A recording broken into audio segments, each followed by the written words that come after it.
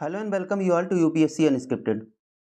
UP PCS RO 2000 RO ARO 2023 का जो paper होने वाला 2025 में 27 जुलाई को, तो उसके लिए पिछले 5 सालों का पीवाईक्यू हम डिस्कस करने के लिए एक सीरीज हमने चला रखी, जिसमें 2023 में जो 11 फरवरी 2024 को पेपर हुआ था, वो लीक होने की वजह से फाइनली काफ़ी प्रोटेस्ट के बाद उसको कैंसिल किया गया। उस पेपर को हमने ऑलरेडी डिस्कस कर रखा है। आपको डिस्क्रिप्शन बॉक्स में उसकी लिंक मिल जाएगी। चैनल का नाम है यूपीएससी अनस्क्रिप्टेड।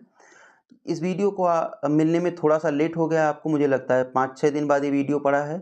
मैंने आपको पहले ही बता रखा था कि वीडियो इतना पॉसिबल नहीं है कि फ्रीक्वेंटली मैं आपको प्रोवाइड कर पाऊँ, लेकिन आरओ के पेपर के होने से पहले मैं आपको सारे वीडियो जो भी मैंने कहा है वो प्रोवाइड करा दूंगा। और साथ में जो और कुछ मैंने आप लोगों से प्रॉमिस किया करने के लिए, उस पर भी काम चल रहा है। पर हाँ, जब तक वीडियो कम्प्लीटली तैयार नहीं हो जाता है, उससे पहले मैं कुछ कहना नहीं चाहूँगा उस बारे में। तो हम 2021 का पेपर डिस्कस करने वाले हैं। आज जो 5 दिसंबर 2021 को जो पेपर हुआ था, उसकी बात 2021 या 2022 में हुआ था, ठीक। तो पहला क्वेश्चन आइए स्टार्ट करते हैं। थोड़ा सा फास्ट इस स्पीड थोड़ी तेज़ी रखते हैं, कारण ये है कि बहुत टाइम लग जाता है। 150 क्वेश्चन है, यूपीएससी का हमने करवा रखा है, उसको आप जा करके देख लीजिए, क्योंकि यूपीएससी से डायरेक्टली क्वेश्चंस आते हैं यूपी पीसीएस या आरओ एआरओ के पेपर में। और आरओ एआरओ का जो पेपर होता है वो थोड़ा डीप होता है कंपैरेटिव टू यूपी पीसीएस। तो पहला क्वेश्चन देखते हैं। The second most source after fossil fuel contribution to Indian economy energy need is. अब देखो, इसीलिए मैं कह रहा था कि थोड़ा सा ये डीप होता है। हो पीसीएस का होता तो वो चांसेस बहुत हाई थे कि वो क्वेश्चन पूछता। हाँ, बात आपकी सही है कि दोनों एग्ज़ाम को एक ही कॉन्स्टिट्यूशनल बॉडी यूपीपीएससी ही करवाती है, आपकी बात सही है। लेकिन आप यूपीपीसीएस के पेपर्स देखो, एपीएफओ, ईपीएफओ, एपीएफसी और बाकी एनडीए और मल्टीपल एग्जाम्स करवाती है, और उसका पेपर देख लो, साथ में यूपीएससी का पेपर देख लो।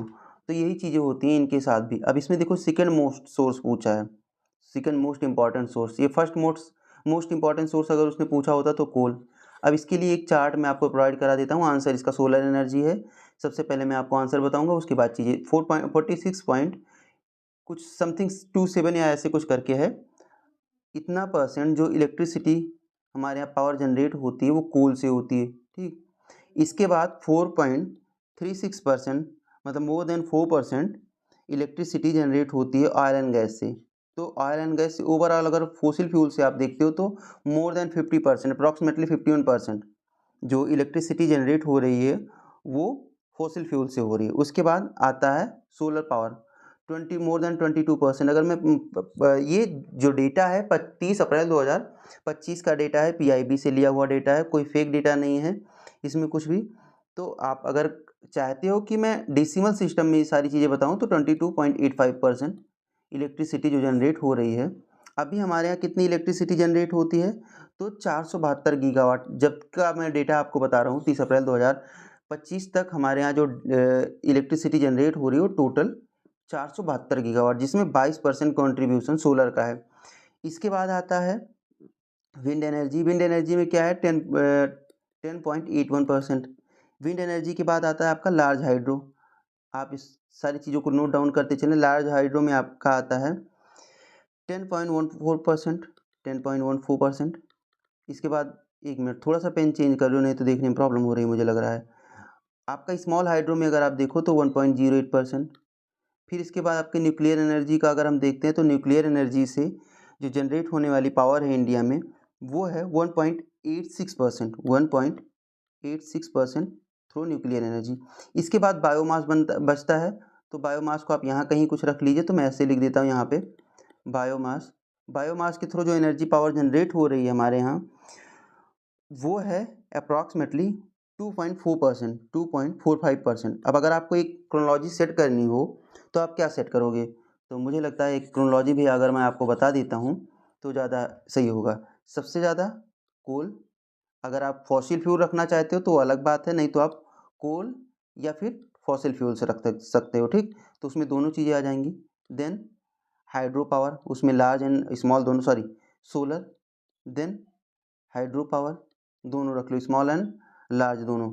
Then wind energy. बाकी उसके बाद आप किसको रखोगे, बायोमास, मुझे लगता है हाँ। उसके बाद बायोमास 2.45%। और उसके बाद आप आराम से न्यूक्लियर एनर्जी को रख सकते हो जो 1.86% से है। तो 3-4 याद कर सकते हो, coal and fossil fuel, then solar, then hydro, then wind.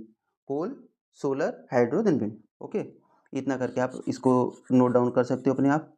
अगर हम थोड़ा ये बात करें कि हमारी जो टारगेट्स हैं क्या है, तो 2030 तक जैसे हमने 2025 के लिए रखा था 175 gigawatt through renewable energy sources. अब रिन्यूएबल एनर्जी सोर्सेज कौन कौन से होते हैं ये आप खुद से पढ़ लेना, मैं यहाँ पे बताने वाला नहीं हूँ। पहला होमवर्क आपका ये है। वैसे को तो मैं आपको बता दूँ, सोलर, हाइड्रो, ठीक, सोलर हो गया आपका, हाइड्रो हो गया, विंड होगी, विंड एनर्जी, टाइडल एनर्जी, ये आपके रिन्यूएबल का मतलब ये जो कभी ख़त्म नहीं होंगे, रिन्यू होते रहते हैं, ठीक। अब हाइड्रो इलेक्ट्रिक प्रोजेक्ट को अगर आप एक बार के लिए सोचो कि रिन्यू कैसे होगा, तो नदियाँ कभी ख़त्म होने वाली नहीं हैं।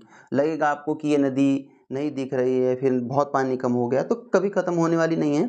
हाँ, अगर आप ये रखो कि लाइक आप कुछ ऐसा एक डेटा रखते हो कि पहले 400 गीगावाट होता था, फिर धीरे धीरे पानी नदियों में कम हुआ है, फिर या और रेनफॉल, अब जो ग्लोबल वार्मिंग हो रही है ये सारी इफेक्ट है, कहीं पे रेनफॉल ज़्यादा है, कहीं पे कम है, तो कहीं पे कम होगी तो वहाँ पे हाइड्रो इलेक्ट्रिक पावर्स जनरेशन जो है वो कम हो जाएगी, लेकिन दूसरी जगह पे वही रेनफॉल ज़्यादा होगी, तो वहाँ पे मल्टीपल डैम्स बनाने पड़ेंगे, वहाँ पे कैपेसिटी बढ़ जाएगी, ये बात है। तो ये सब रिन्यूएबल एनर्जी की सोर्सेज हैं। तो रिन्यूएबल एनर्जी से हमारा जो टारगेट है अभी का, वो 2030 तक हमें 500 गीगावाट थ्रू रिन्यूएबल एनर्जी से हमें बिजली पैदा करनी है, ठीक। अभी जो है वो 217 गीगावाट है, तो मुझे लगता है इससे ज़्यादा डेटा की कोई ज़रूरत आपको है नहीं, इतना ठीक है।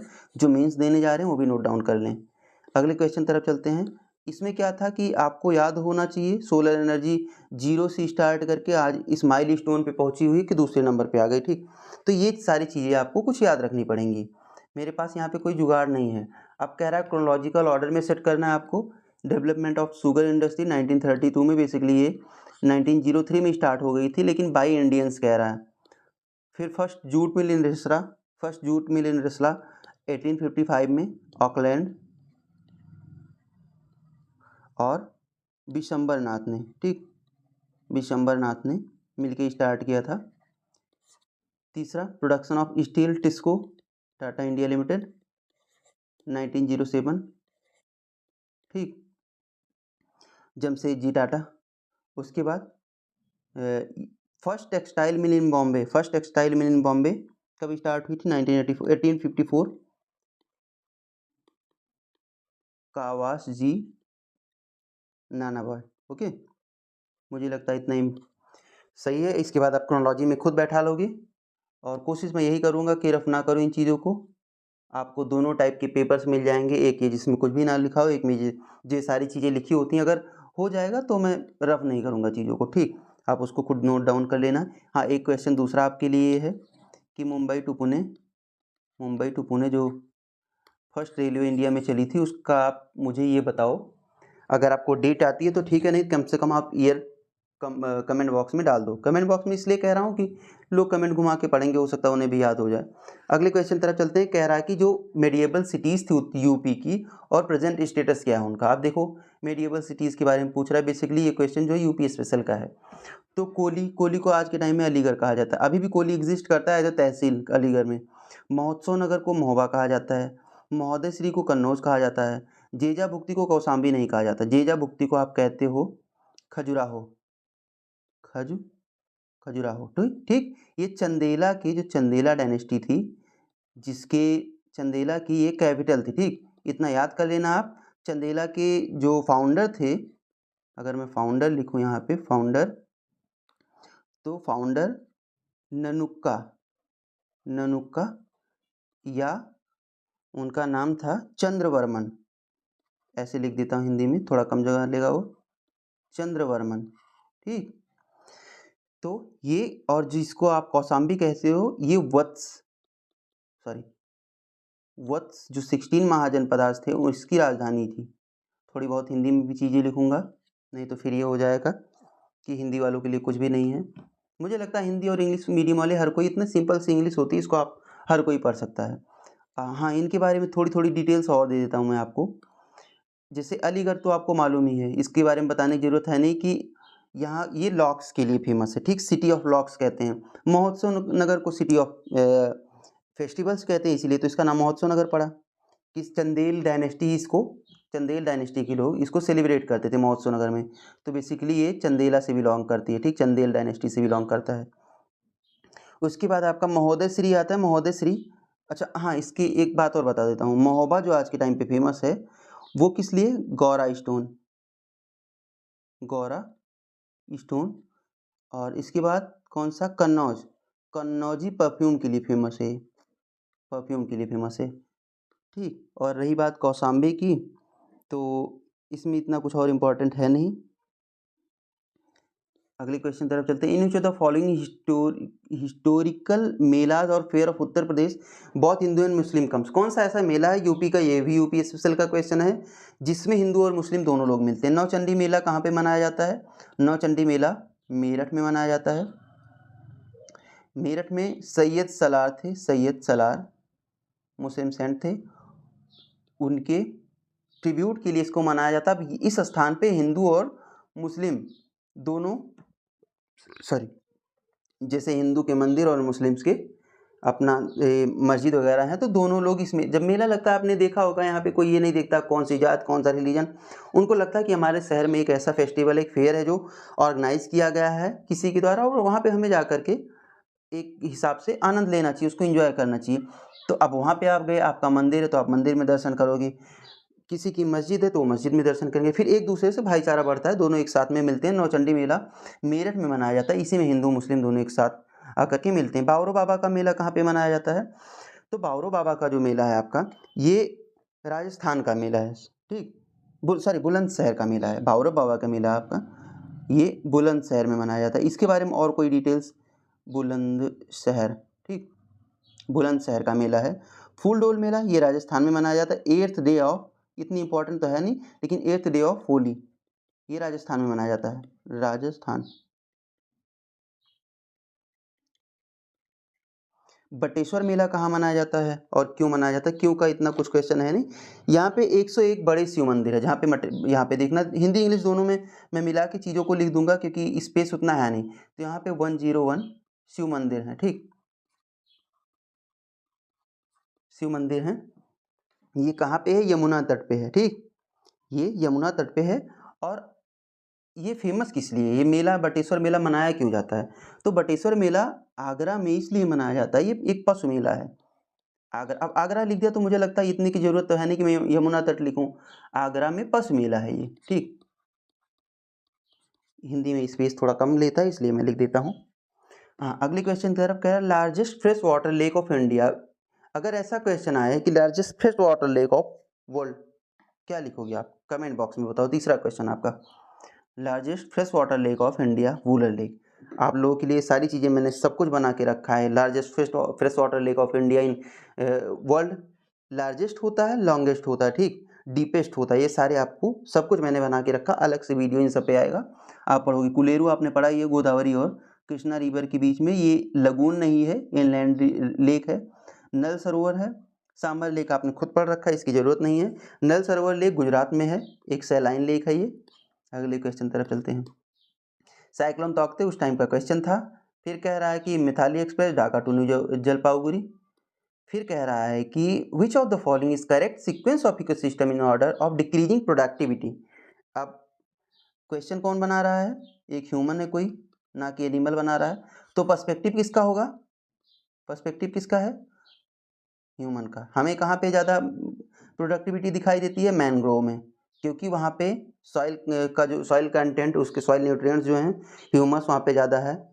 तो mangrove, then grassland, then lakes, then oceans, ठीक। आंसर आपका सी।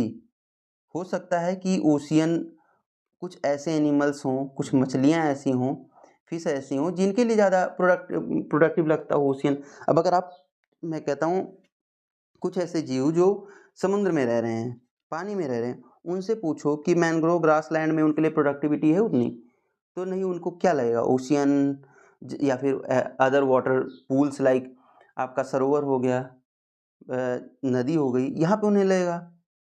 लेकिन हमारे लिए क्या है, mangrove grassland, then lakes and then ocean, ठीक। तो पर्सपेक्टिव किसका है ये जानने की बहुत ज़रूरत है। ये सारी चीज़ें डायरेक्ट आंसर बताना कोई बहुत बड़ी बात नहीं होती है, लेकिन पर्सपेक्टिव आपको आना चाहिए, किसका पर्सपेक्टिव है, किस पर्सपेक्टिव से पूछ रहा है। 2 क्वेश्चन आए थे यूपीएससी में, एक बार 2021 या 22 का क्वेश्चन था, उसमें ऐसे क्वेश्चन पूछ लिया था कि अगर जो इंटरेस्ट रेट है वो यूएस में, यानी उसमें लिखा था यूएस फेडरल रिजर्व जो है इंटरेस्ट रेट को हाई कर दे तो फ्लाई करेगा क्या इंडिया से।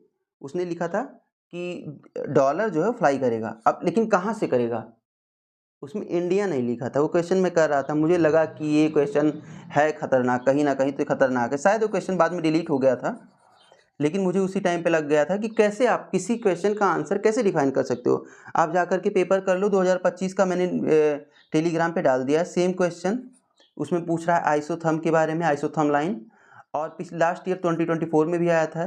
तो जब मैं पेपर को देख रहा था बाद में, मुझे लगा कि इन्होंने ये तो दोनों स्टेटमेंट उनके करेक्ट थे। आंसर में जब आप देखोगे तो दोनों, एक पहला गलत था, दूसरा शायद सही था, ठीक। लेकिन मल्टीपल वेज होते हैं आपके आंसर को निकालने की। उसमें ना उसने नदर्न हेमिस्फीयर लिखा था, ना सदर्न हेमिस्फीयर। तो अगर एक स्टेटमेंट को आप जस्टिफाई करो जो नदर्न हेमिस्फीयर के लिए तो गलत है, लेकिन सदर्न हेमिस्फीयर के लिए तो करेक्ट स्टेटमेंट है ना वो, और आपने वहाँ पे प्रोवाइड की नहीं उतनी जितनी नॉलेज चाहिए थी, जितनी आपको उस क्वेश्चन के रिस्पेक्ट में पॉइंट्स लिखने थे, वो आपने लिखा नहीं, तो कैसे आप मानोगे कि गलत है वो क्वेश्चन। शायद वो क्वेश्चन डिलीट कर दिया गया, नहीं, क्वेश्चन को उन्होंने डिलीट नहीं किया था, शायद वो आंसर माना है। लेकिन इस बार उस सेम क्वेश्चन को का पहला स्टेटमेंट है जो उन्होंने करेक्ट करके दिया, आप जाकर के टेलीग्राम पे देख सकते हो, उसको मैंने डाल रखा है, मैंने वहाँ पे लिखा भी है सारी चीज़ें। और जो दूसरा स्टेटमेंट था वो जेन्युइन था, उसकी बात अलग है। तो ऐसे क्वेश्चंस बहुत लोग बनाते हैं, तो इसीलिए मैं कहता हूँ क्वेश्चन को डीप एनालिसिस करो, अच्छे से उसको समझो क्या कहना चाह रहा है। What is the quorum required in state legislator to hold a meeting.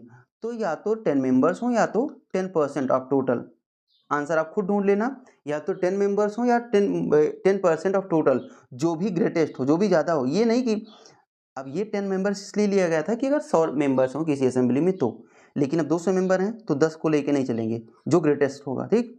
कहता है in a sitar which type of sound variations are produced. Answer सीधा सीधा स्टेशनरी एंड ट्रांसफर याद कर लो। अब ये कह रहा है एमएसएमई की डिफिनेशन की बात कर रहा है, अलग अलग डिफिनेशंस टाइम टाइम पे चेंज होती रहती हैं। अब इसका हो गया less than 2.5% of investment and up to 25%, sorry up to 10 crore, up to 10 crore, then less than 25% up to 100 crore, 100 crore and less than 125 and up to 500 crore. क्या माइक्रो में जो आपकी इन्वेस्टमेंट होनी चाहिए लेस देन 2.5 करोड़ का होनी चाहिए, और टर्नओवर अप टू 10 करोड़ का होना चाहिए। अगर आपकी स्मॉल इंडस्ट्री है तो up to 25%, up to 25 CR तक आप उसमें इन्वेस्टमेंट कर सकते हैं। टर्नओवर उसका लेस देन 100 CR होना चाहिए, नहीं तो अगले कैटेगरी में चली जाएगी। और अगर कोई micro small then medium enterprises हैं तो उसकी डिफिनेशन क्या होती है, उसमें up to 125 CR of investment होनी चाहिए एंड उसका टर्नओवर अप टू 500 CR होना चाहिए, ठीक। ये अभी नई डिफिनेशन आई हुई है, इसकी बात मैं कर रहा हूँ। बीच में ये कोई पेज मैंने शायद, नहीं कुछ तो है इसमें पढ़ा, एक मिनट में देख लेता हूँ क्या है, कुछ प्रॉब्लम आ गई थी PDF में। हाँ, अगला क्वेश्चन कह रहा है कि arrange the following seasons in chronological order accounting to Hindu calendar. Hindu calendar के अनुसार आपको सीजन्स बताने हैं, शरद, ग्रीष्म, बसंत, वर्षा, ठीक। अगर आपको इंग्लिश में न समझ आए तो हिंदी में ज़्यादा आसान हो जाती है कुछ चीज़ें। देखो, हमेशा इंग्लिश करके, इंग्लिश मीडियम वाले इंग्लिश करके मत भगो, और हिंदी मीडियम वाले हमेशा हिंदी करके मत भगो। मैंने आपको UPSC में क्वेश्चन करवाते टाइम समझाया था कि हिंदी में, इंग्लिश में लिखा था मार्सलैंड, उसका आंसर ढूंढना मुश्किल हो गया, क्वेश्चन आंसर्स गलत भी हो रहे थे लोगों के। लेकिन इंग्लिश में जो लिखा था, हिंदी में लिखा था कक्षभूमि, आंसर उसका कक्षभूमि था, ठीक। तो ऐसे क्वेश्चन को दोनों लैंग्वेज में पढ़ा करो जो डिफिकल्ट लग रहे हैं, जिनका आंसर नहीं आ रहा, ठीक। तो आप देखो, इसका एक सिंपल सा तरीका होता है स्प्रिंग, समर, रेनी, ऑटम या फिर विंटर, ठीक।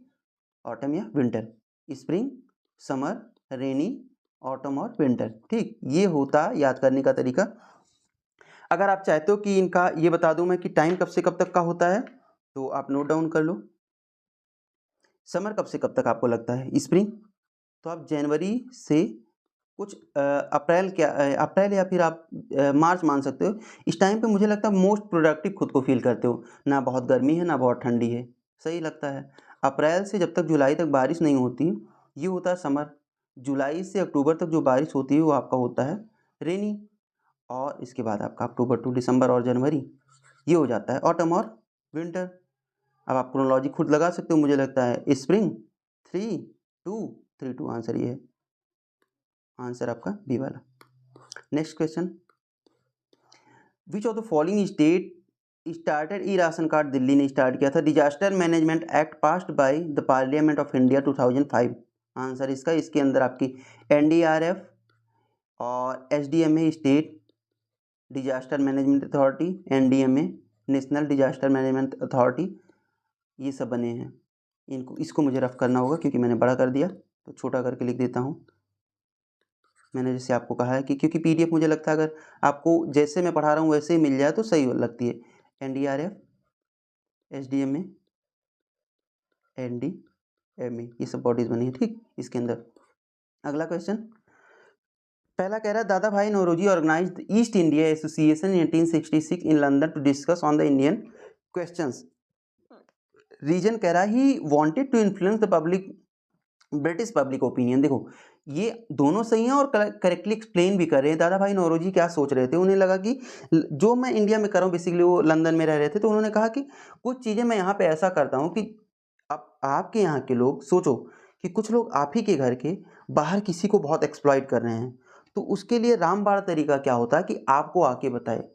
डायरेक्टली फाइट करेगा एक बार कि नहीं फाइट कर पा रहा है, फिर उसकी फैमिली से रिक्वेस्ट करेगा कि आपकी फैमिली के कुछ लोग हैं जो बहुत एक्सप्लॉइट कर रहे हैं हमें, आपको समझाओ। तो उन्हें लगा कि वह पब्लिक तो दोनों जगह की सेम ही है। जो कुछ हाईएस्ट पोजीशन पे जो ऑफिसर्स हैं जो इंडिया में डिप्लॉयड थे उस टाइम पे या कहीं भी रह रहे थे, तो उनकी एक मेंटल सोच हो सकती, मेंटल इलनेस हो सकती, कुछ चीज़ों को ले सकते एक्सप्लॉइटेशन को लेकर के। लेकिन आम जनता तो हर जगह की आम जनता ही होती है, तो उन्हें ऐसा लगा कि ब्रिटिश पब्लिक ओपिनियन हमें जीतना चाहिए, यहाँ पे ओपिनियन इंडिया के साइड से ले आना चाहिए इन लोगों का, जिससे प्रेशराइज कर सकें हम बाद में। जो वहाँ पे ऑफिसर्स गए हुए हैं उन्हें किसी तरीके से प्रेशराइज करके हम उससे कुछ अच्छे काम करवाएं, ना कि एक्सप्लॉइटेशन। एक्सप्लॉइटेशन कैसे होता था, मल्टीपल टाइप के टैक्स वो हम लोग मतलब इंडियंस पे इम्प्लीमेंट करते रहते थे। चलो ठीक है, आज 30%, अगले नेक्स्ट ईयर खेती खराब होगी 40% लगा दिए, कहाँ से लेके आओगे। हिस्ट्री आपने पढ़ रखी, इतना बताने की जरूरत है नहीं उसमें, क्योंकि ये फिर बहुत डीप डिस्कशन हो जाता है। कह रहा है which of the following state in India has maximum number of tribal district as per India state of forest report 2009।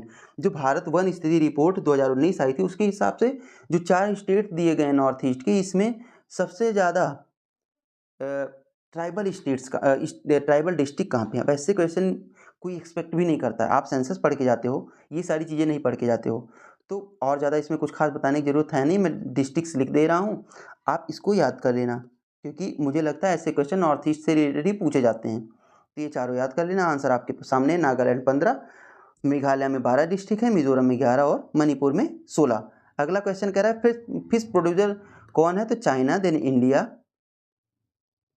और देन इंडोनेशिया, ठीक, इंडोनेशिया।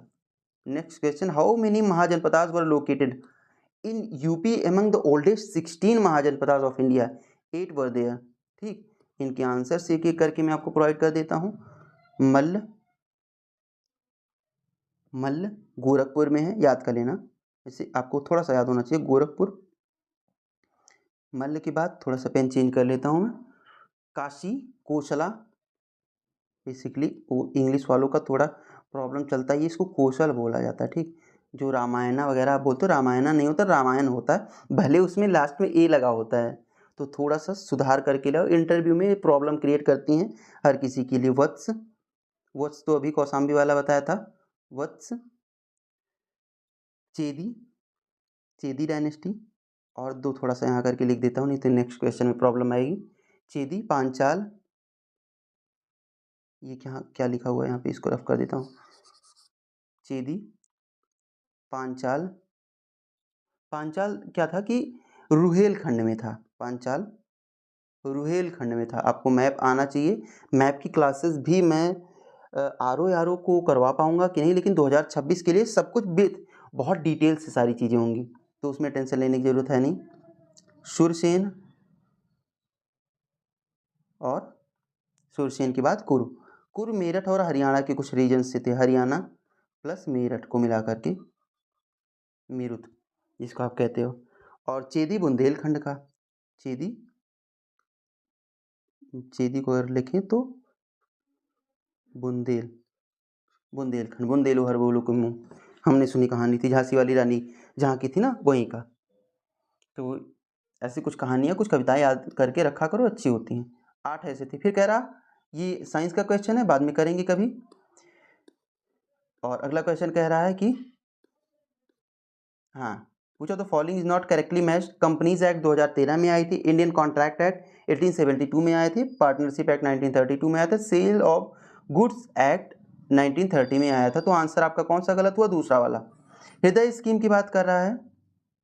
हृदय स्कीम में उस टाइम पे भी आगरा नहीं था, आज के टाइम पे 12 ऐसे सिटीज़ हैं इंडिया की जो हृदय स्कीम, इसलिए जो हमारी विरासत है, किस किस सिटीज़ में कौन कौन से स्टेट्स में है, किस स्टेट की कौन कौन सिटीज़ में है जो विरासतें हैं, उन्हें संभाल के रखना और कल्चर को अपने डेवलप करना। ठीक, डेवलपमेंट ऑफ हेरिटेज साइट्स, समझ आई? विरासत वाले शहरों के समग्र विकास के लिए चुना गया। बहुत सारे ऐसी चीज़ें चलाई गई हैं। मैं आपको एक होमवर्क और देता हूँ, ये भी आप पढ़ें। एक बनाया गया था कौन सा, एस्पिरेंट डिस्ट्रिक्ट प्रोग्राम, ADP, फिर block development block aspirant block programme. ठीक, ये दोनों आप याद करें और मतलब इसके बारे में पढ़ें क्या है क्या नहीं है। फिर नेक्स्ट क्वेश्चन कह रहा है तो following is not correctly matched. महिला समृद्धि योजना 1993 में बनी थी। महिला सेल्फ एम्पावरमेंट प्लान 1998 में बना था। वुमेन एम्पायर प्लान, महिला साम्राज्य योजना 1989 में। देन नेक्स्ट लास्ट ये बना था नेशनल पोषाहार मिशन 2018। अब देखो 2021 का पेपर लिया गया है ये, तो जो स्कीम्स चलती रहती हैं 2018 में चलिए भैया डेवलपमेंटल फेज में रहती है, कुछ 4-5 साल ये डेवलपमेंटल फेज में ही रहती। डायरेक्टली देखो आप कुछ बनाना स्टार्ट करो, सपोज करो जब बल्ब बनाया होगा, जिसने भी बनाया होगा बल्ब बनाया होगा पहली बार, ये कमेंट बॉक्स में आप बताओ बल्ब किसने बनाया था पहली बार। तो क्या हुआ होगा, क्या तुरंत सारे बल्ब उसने बना दिए होंगे? अभी सपोज करो कि कावेरी इंजन हम डेवलप करना चाह रहे हैं, पिछले 40 साल से डेवलपमेंटल फेज में, अभी हम बना ही नहीं पाए। जब बना भी लेंगे, सपोज करो एक फाइटर प्लेन में हमने उसको लगा दिया, इंस्टॉल कर दिया, सारे सिस्टम चलने लगे, तो क्या वो सडनली ऐसा हो जाएगा कि उसको हम बता देंगे कि हाँ रेटिंग करके कि 5 स्टार रेटेड ये है? बिल्कुल, इसकी प्रोग्रामिंग सारे सिस्टम्स बहुत अच्छे हैं। अभी अमेरिका F-35 के बजाय F-16 को क्यों कहता है कि ये हमारा मतलब F-35 5th जनरेशन है, तो स्टेल्थ टेक्नोलॉजी को छोड़ दो तो F-16 मल्टीपल कंट्रीज क्यों इसको खरीदती हैं? प्रोक्योर करने के कुछ रीजन्स होते हैं। पिछले 40 सालों से उसने अलग अलग वॉर्स में फाइट किया है और बहुत इफ़िशियंसी बहुत अच्छी है उसकी। तो एक रेशियो भी आपके पास होना चाहिए कि पिछले कुछ सालों से कुछ चीज़ें वर्क कर रही हैं। ऐसे क्वेश्चन इसीलिए पूछे जाते हैं कि पिछले 2-3 साल पहले की स्कीम है, बाकी आपको आप कहोगे कि ये कहाँ से क्वेश्चन पेपर क्वेश्चन बना दिया उसने, इतनी पुरानी स्कीम कौन याद रखता है? तो नई वाली तो याद होगी ना आपको 2018 में, तो उसी को देख लो, अगर आपको आता है तो आंसर आ जाएगा। जो पेपर बनाने वाले होते हैं, सेट कर रहे होते हैं ना, उनके भी माइंड में ये सारी चीज़ें चलती हैं।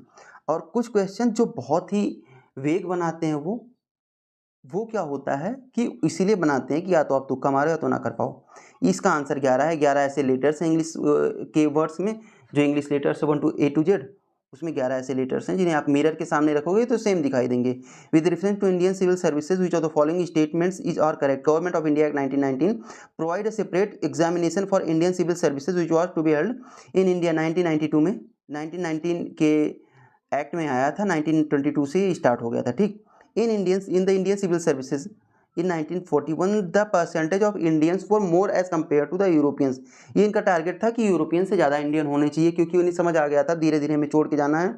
और 1935 का जो भारत सरकार अधिनियम एक्ट 1935 आया था, उसमें आपको PSC मतलब पब्लिक सर्विस कमीशन बनाने की, ये आप दोनों लेवल पे, फेडरल लेवल पे federal public service commission and provincial public service commission दोनों बनाने की अनुमति मिल गई थी। तो अब जब सब कुछ एग्जाम भी इंडिया में हो रहा है, देखो 1853 का जो एक्ट आया था ना, 1853 चार्टर एक्ट 1853, तो उसमें क्या हुआ था, इन्होंने कहा कि ठीक है अब इंडियंस को भी हम ले आएंगे।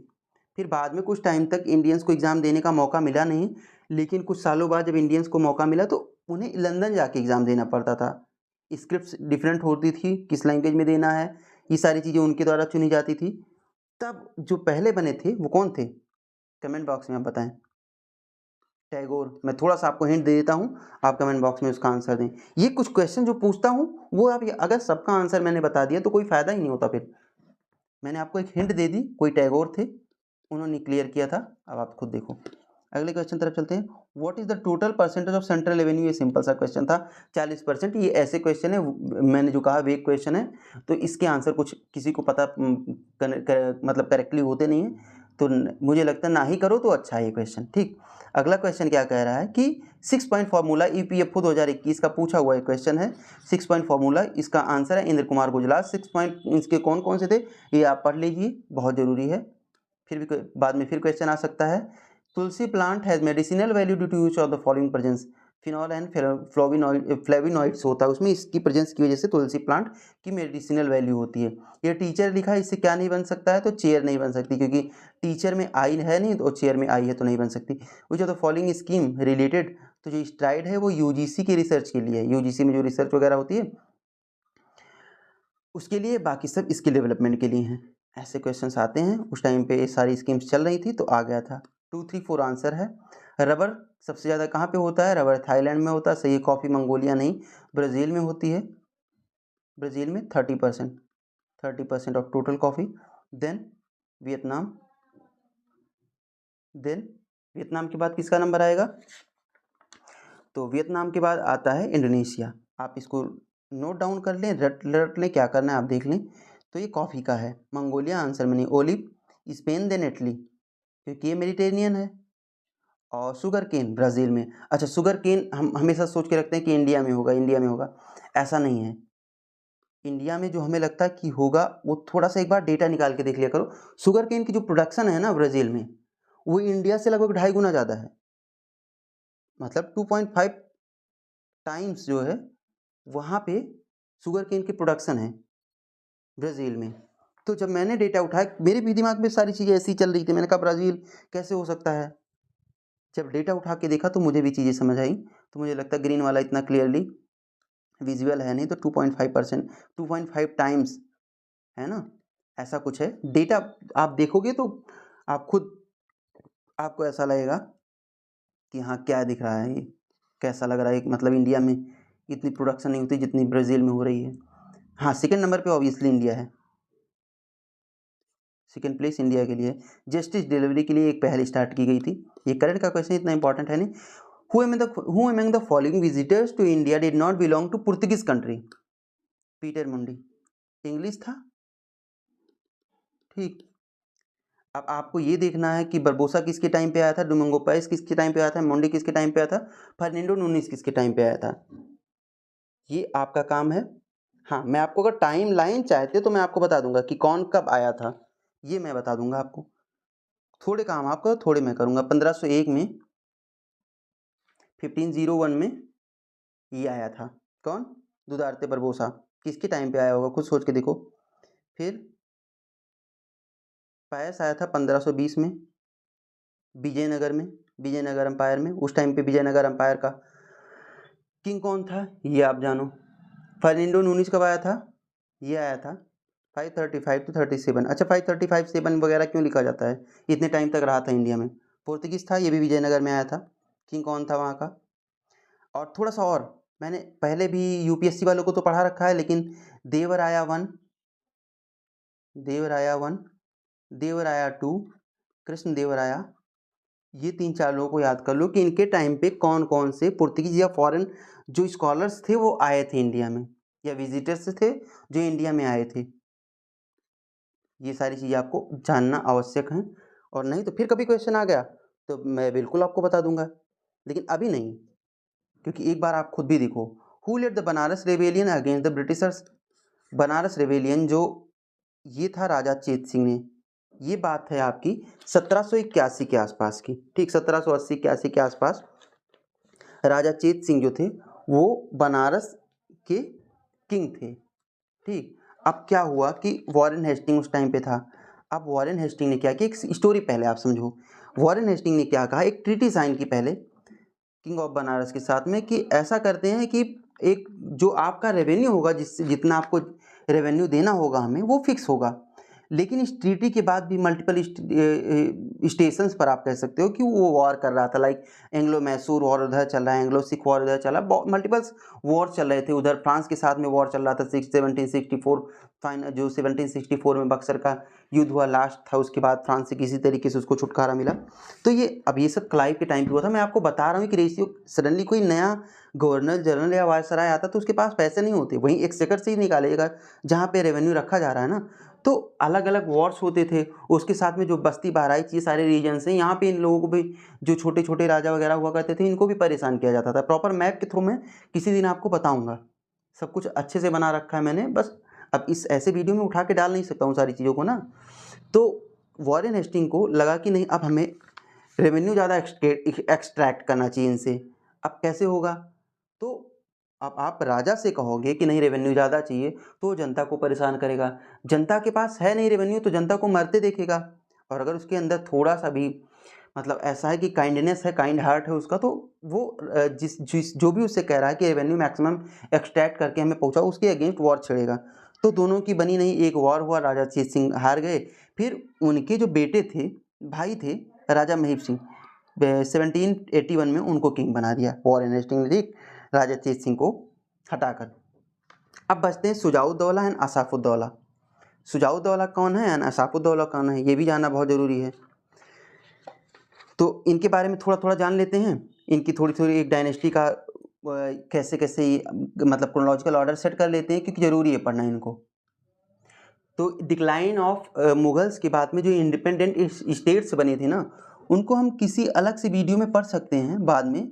लेकिन अभी के लिए जैसे जैसे एक एक आते जाएंगे उनके बारे में हम डिस्कस करते जाएंगे। तो हिंदी वालों के लिए थोड़ा सा ये कि इसी साइड में मैं लिखने की कोशिश कर रहा हूँ, और पेपर में अलग से आपको प्रोवाइड करा दूंगा। तो जो नवाब ऑफ अवध कैसे कैसे आए, कब कब ये सब शुरू हुआ, नवाब ऑफ अवध, इनके बारे में थोड़ा थोड़ा डिस्कस कर लेते हैं हम।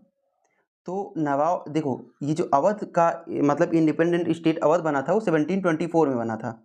लेकिन सडनली कोई आकर के लड़ाई, मुगल से तो कोई वॉर कर नहीं सकता ना, कि मुगल से वॉर करके उनके अगेंस्ट जा करके खुद सेट कर ले। तो कुछ टाइम पहले से उन्हें मुगल भेजते थे कि चलो तुम यहाँ के सूबेदार हो, गवर्नर हो, भी आएगा कि लास्ट सूबेदार या गवर्नर ऑफ बंगाल, ऐसे क्वेश्चन आएगा। तो 1722 से मुर्शीद कुली खां यहाँ पे थे, मुर्शीद कुली खां। अच्छा, इनके अलग अलग नाम होते हैं, अगर इन पे क्वेश्चन ये लोग पूछ लेते हैं तो इतनी डिटेल्स कौन देता है यार, मैं कैसे दे सकता हूँ।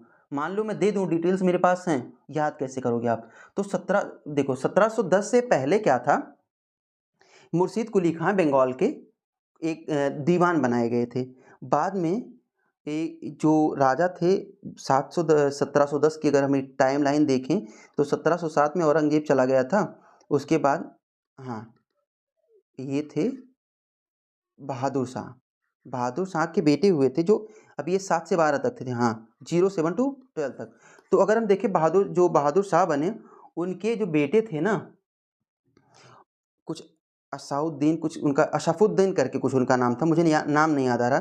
तो उनके और मुर्शीद कुली खां के बीच में, अब एक बात आप समझो, मैं थोड़ा सा आपको बताता हूँ कैसे। किसी स्टेट का डीजी हो और किसी स्टेट का कैबिनेट सेक्रेटरी हो, साथ में उसी स्टेट का मुख्यमंत्री हो, तो डीजी और मुख्यमंत्री के बीच में ना, या कैबिनेट जो चीफ सेक्रेटरी होता है मुख्यमंत्री के बीच में, टसल्स हो सकती हैं। हो सकता है चीफ सेक्रेटरी और मुख्यमंत्री के बीच में ना हो, लेकिन डीजी को ग्राउंड रियलिटी देखना है, उसके और मुख्यमंत्री के बीच में टसल्स हो सकती हैं। लेकिन लास्ट में हटेगा कौन, आपको भी पता है, डीजी हटाया जाएगा। लेकिन आप पोजीशन देखो, मैं पोजीशन की बात कर रहा हूँ, दीवान की पोजीशन क्या थी, और जो उस टाइम पे वहाँ के जो राजा के बेटे थे, जो वहाँ पे नवाब ऑफ अवध वहाँ पे रह रहे थे। सॉरी कहाँ पहुँच गया मैं, ये बंगाल पढ़ा रहा था, सॉरी गलत हो गया, अरे सॉरी, बहुत बहुत सॉरी यार, कहाँ चला गया मैं। अच्छा, मैं स्टोरी बता रहा हूँ, तो नवाब ऑफ अवध आप हटाओ इसको, इस स्टोरी को कंप्लीट करते हैं। पहले बंगाल डायनेस्टी के बारे में, Bengal dynasty, Bengal independent kingdom जो था। अरे थोड़ा सा भावनाओं में बह गया, उसके लिए बहुत बहुत सॉरी यार, क्या करें। हाँ, मुर्शीद कुली खां की बात करते हैं। तो बंगाल के ये बनाए गए थे दीवान। फिर बाद में इन्हें डेक्कन, अब जैसे टसल होगा तो ट्रांसफ़र होगा, तो ट्रांसफ़र कर दिया राजा ने इन्हें कहा कि नहीं, अब यहाँ से भागो, तुम जाओ डेक्कन की चीज़ें संभालो, वहाँ पे दीवान बनो। फिर जब आगे क्या हुआ, 1710 में इन्हें लगा कि नहीं अब तो भेजना होगा हमें यहाँ पे, तो डिप्टी सूबेदार बना करके 1710 से 1717 के लिए डिप्टी सूबेदार, जो डिप्टी गवर्नर थे, गवर्नर बोल सकते हो आप उनको, तो डिप्टी सूबेदार बना करके इन्हें यहाँ पे भेजा गया। तो इन्होंने क्या किया कि मुर्शिदाबाद को एक नई कैपिटल के तरीके इस्टेब्लिश किया। अब 1707 साल इन्होंने शासन किया और इन्हें दिख रहा, फारुखसियार ने बाद में कहा कि आप यहाँ के नवाब बन जाओ। एक इंडिपेंडेंट स्टेट, मैंने आपको पहले भी बताया इंडिपेंडेंट स्टेट्स थे, लेकिन एक होता है, मुझे इंग्लिश का एक वर्ड है जो याद नहीं आ रहा है, उसमें क्या होता है कि जैसे हमारे यहाँ नहीं था कि हम कहते थे कि होम रूल, हाथ किसी और का होगा, रूल हमारा होगा, मतलब ऊपर से हमारे ऊपर भी कोई ना कोई होगा। तो वैसे ही मुगल एम्पायर ओवरऑल एक अम्ब्रेला के टाइप से था सबके ऊपर, लेकिन एक इंडिपेंडेंट स्टेट अपने रीजन में आप चला सकते हो, बाकी रेवेन्यू वगैरह जो होता रहेगा वो आपको मुगल को देना पड़ेगा। इसको सुरजेनिटी कहते हैं, हाँ SUR, सुरजेनिटी, शायद ऐसे कुछ लिखा जाता है, ठीक, ये बोला जाता है। तो मोहम्मद जो क्या था, कुली कुतुब नहीं, मोहम्मद कुतुब क्या नाम था, भूल गया, देखो फिर से MQ, मीर कासिम के चक्कर में बार बार भूल जाता हूँ, तो अभी याद आएगा फिर बता दूंगा। तो इनका क्या था, मुर्शीद कुली खां का, कि 1710 से 1717 तक की स्टोरी आप सुनते जाओ अच्छे से। इन्हें वहाँ का डिप्टी सूबेदार बनाया गया और डिप्टी सूबेदार बनने के बाद इन्होंने 1717 में इन्हें फारुखसियार आया, जो मुगल एम्पायर का किंग था, उसने कहा आप यहाँ के नवाब बन जाओ। अब जब कैसे क्यों कहा, क्योंकि अब इन्हीं के अंदर में उस एरिया के जो सेना नायक या जो भी थे इनके अंडर में आने लगे थे धीरे धीरे, तो उसने कहा ठीक है नवाब बन जाओ, रेवेन्यू वगैरह देते रहना।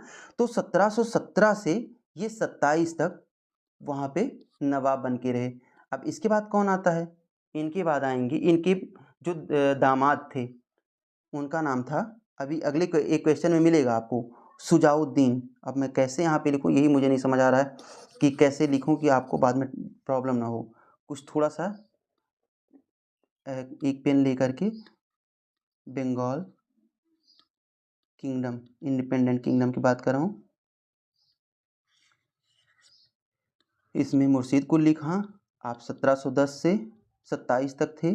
फिर इसके बाद आते हैं शुजाउद्दीन, हिंदी में लिख देता हूँ शुजाउद्दीन, मुझे लगता है इंग्लिश में ज़्यादा बेटर था।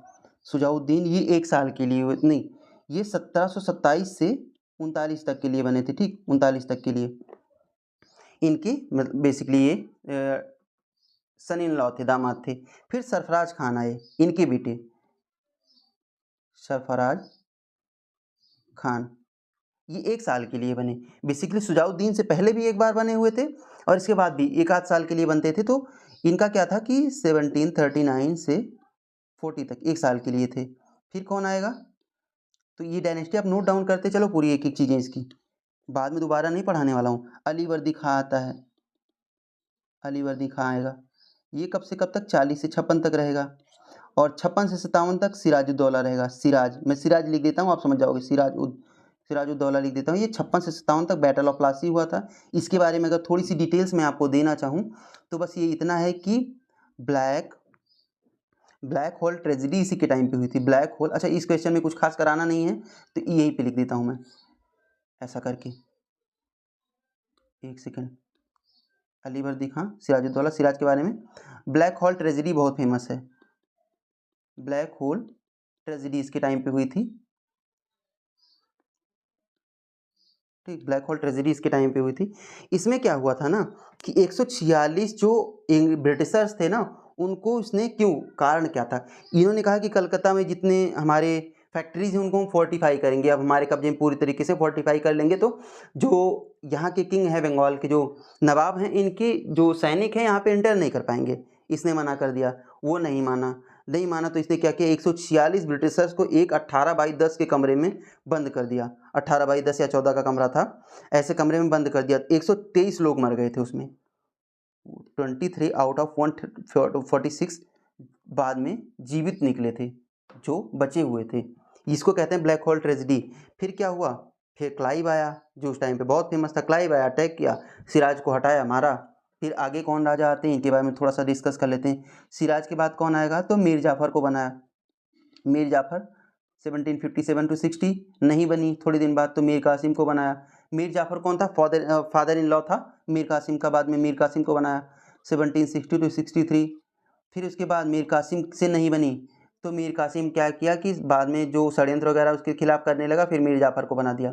अब ये आगे रहेगा काफ़ी टाइम तक के लिए मीर जाफ़र। अब मीर कासिम के बारे में थोड़ा सा पढ़ लो। बैटल ऑफ बक्सर कैसे होता है, बैटल ऑफ बक्सर ये देखते हैं। उस टाइम पे मुगल एम्पायर के किंग कौन थे, पढ़ाया मैंने, शाह आलम सेकेंड, इनको साथ में लिया। अवध के नवाब कौन थे उस टाइम पे, सोच के बताओ। अवध के नवाब शुजाउद्दौला थे, ठीक, सिराजुद्दौला नहीं, शुजाउद्दौला, शुजाउद्दौला। और खुद मीर कासिम ने मिलके अटैक किया। हेक्टर मुनरो इस वॉर को लीड कर रहा था ब्रिटिशर्स की तरफ से। हेक्टर मुनरो उसने कैसे भी करके सबको हरा दिया, ठीक, एनी हाउ वो सबको किसी तरीके से डिफीट कर लेगा। अब उसको बाद में समझ नहीं आया कि मैं ये वॉर जीत कैसे गया। शाह आलम सेकंड, सबको किनारे करो, शाह आलम सेकंड मुगल एम्पायर को हराया यार इस बार उसने, जिसकी एक टाइम पे पूरे भारत में जिसका शासन रहता था, साउथ की कुछ एरियाज को छोड़ दो, तो उसको हरा। उसको समझ नहीं आया हम करे तो करे क्या। 1674 में हुआ था ना ये। अब क्या हुआ, 1 साल लग गया। 1 साल में फिर से क्लाइव को वापस बुलाया गया कि आओ भाई ट्रीटी एक साइन करो। मेरे तो कुछ समझ पल्ले नहीं पड़ रहा कि मैं क्या साइन करूं, क्या मांगूं इनसे, सब कुछ तो जीत लिया है लेकिन इनसे मांगूं क्या। तो आया, फिर आती है Allahabad treaty, treaty of Allahabad, जिसके बाद से जो ये मुगल एम्पायर के जो किंग्स होते थे ये केवल कुछ रेवेन्यू पे जीने लगे जो उन्हें ब्रिटिशर्स से मिलता था। बाकी सबको अवध के नवाब को बोला ठीक आप अवध में रहोगे। इलाहाबाद वाला जो एरिया था उसको इनसे छीन लिया। किससे छीना गया, वो मतलब जो मुगल एम्पायर थे उनसे छीन लिया गया, वो इसमें डाल दिया गया, अवध के नवाब को दे दिया गया। फिर कहा गया कि चलो आप लोग थोड़ा थोड़ा मतलब जो भी कुछ करोगे हमारे भरोसे ही करोगे, जितना हम कहेंगे उतना ही करोगे आप। अब इतना आपको समझ आ गया। ये था बंगाल डायनेस्टी। अब ये हो गई आपकी बंगाल डायनेस्टी, और जो क्वेश्चन था उसका आंसर था राजा चेत सिंह। अब फंसता है शुजाउद्दौला कौन था और अशाफुद्दौला कौन था। इन्हीं दोनों लोगों को बताने के चक्कर में थोड़ी सी गलती कर गया मैं, और Bengal dynasty basically Bengal independent state of Bengal में पढ़ाने लगा। अब अगर इसकी बात करें तो यहाँ पे एक लाइन लेकर के हम इसको भी नोट डाउन कर लेते हैं, टाइम लगे तो लगे लेकिन कुछ छोड़ेंगे नहीं इसमें।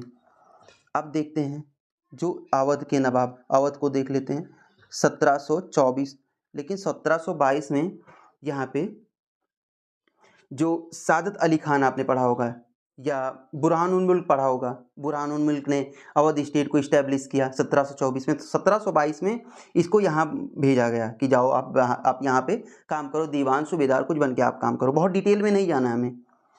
तो क्या हुआ कि 1722 से ऐसे 22 से 39 तक इसने यहाँ पे शासन किया।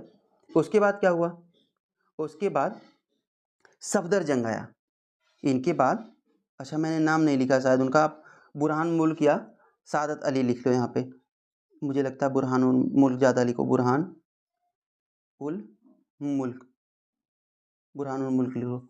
इसके बाद कौन आएगा, सफदर जंग आएगा, सफदर जंग वन हटा दो, इसका नाम था मीर कासिम या कुछ कासिम करके इसका भी नाम था, मीर बड़े नाम थे, मीर कासिम इसका नाम भी था, ठीक। ये 1934 से 39 टू 54 तक था, 54 तक था। इसके बाद कौन आएगा, इसके बाद आएगा शुजाउद्दौला, बस मैं सुजाव लिख देता हूँ, सुजाउद इतना लिख देता हूँ, ये रहेगा 54 से 75 तक, इसलिए मैंने आपको कहा था 54 से 75 तक। अभी मैंने यहाँ पे क्रोनोलॉजी समझाई, जो बक्सर का युद्ध हुआ था उसमें शुजाउद्दौला को हटाया नहीं, उससे बोला कि अभी आप आगे काम करो लेकिन रहोगे किसके अंदर, ब्रिटिश एम्पायर के अंदर रहोगे। तो शुजाउद्दौला 75 तक अवध का नवाब रहा। फिर कौन आएगा, अशरफुद्दौला, अशरफुद्दौला, ये कब तक रहेगा, 1907 तक। अब 1907 के बाद सादत सेकंड आया, थोड़ा सा और जगह लेकर के सादत सेकंड आएगा, सादत सेकंड SADAT दिए थी, सादत सेकंड आएगा। उसका क्या रहेगा कि फोर्ट ऑफ इलाहाबाद उसने ब्रिटिशर्स को दे दिया। अब क्या होगा, उसने फोर्ट ऑफ, अब देखो नवाब अवध के नवाब को मिला था, बाद में फोर्ट ऑफ इलाहाबाद जो उसने ब्रिटिशर्स को दे दिया, इलाहाबाद ब्रिटिशर्स को दे दिया।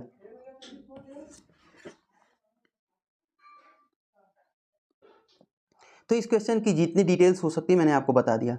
अब अगर आगे देखते हैं कौन सा क्वेश्चन है, तो ये इस क्वेश्चन का कोई मायने था नहीं, थोड़ा बहुत मुझे लग रहा है कि मुझे रफ करना ही पड़ेगा, कोशिश नहीं थी लेकिन करना पड़ेगा। अगर इतना कर देता हूँ बस, ज़्यादा नहीं। ये वाला आप नोट डाउन कर लो, मुझे लगता है ज़्यादा सही है। ये क्वेश्चन का कोई मायने रखता नहीं, ये क्वेश्चन डिलीट हो चुका है आपके हिसाब से। ये कह रहा है the following king was the elected और chosen directly by the public. Gopal and Nandivarman पल्लवमल्ला।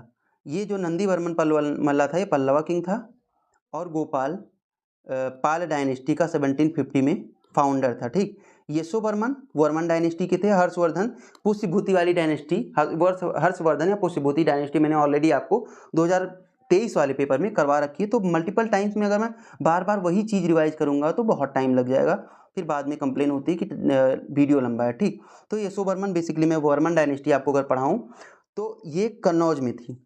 कहाँ पे थी? कन्नौज में। कुछ इनके किंग्स हैं, पहले यशोवर्मन, देन यशोवर्मन के बेटे आएंगे अम्मा अम्मे, बाद में इन्होंने जैन धर्म ज्वाइन कर लिया, मतलब जैन धर्म को एक्सेप्ट कर लिया, जैन रिलीजन। फिर उसके बाद आते हैं डुंडका, 3-4 लोग हैं उनको याद कर लो आप, डुंडका, और देन डुंडका के बाद भोज आता है। अब भोज का थोड़ा सा मैं आपको बाद में कभी बताऊंगा, जब एक क्वेश्चन आएगा इसी में, उससे कौन सा रिलेशन है उसको बताऊंगा। तो भोजा का क्या था, भोजा ने अपने फादर को ही किल कर दिया, इसने फादर को अपने किल कर दिया। क्यों? क्योंकि खुद राजा बनना चाहता था।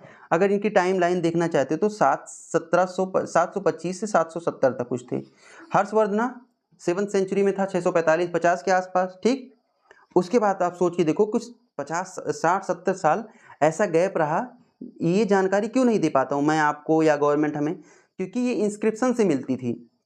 जब कोई बड़े राजा होंगे जिनका एरिया बहुत लंबा होगा, जिसमें वो जिस डायनेस्टी पे वो रूल कर रहे हैं, वॉर जीतेंगे, तो उनके यहाँ उतने नंबर ऑफ जो बेसिकली उनके यहाँ नौकर रहते थे, नंबर ऑफ सर्विसमैन, वो सब रहेंगे, तो इंस्क्रिप्शन लिखा जाएगा उनके बारे में। जो छोटे राजा हुआ करते थे उनके बारे में कौन सा इंस्क्रिप्शन?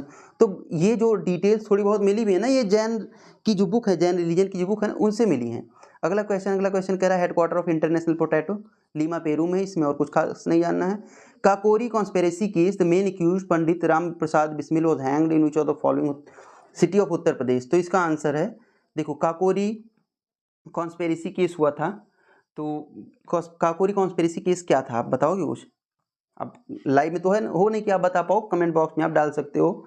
एक ट्रेन थी, तो उसको लूट करके बेसिकली जो हमारे रिवोल्यूशनरीज थे उन्होंने सोचा था यहाँ से पैसे बाकी सारी चीज़ें मिलेंगी जिससे हम ब्रिटिशर्स के अगेंस्ट लड़ाई कर सकेंगे। ठीक, तो काकोरी ट्रेन कांड कहते हैं या काकोरी कॉन्स्पिरेसी केस कहते हैं इसको।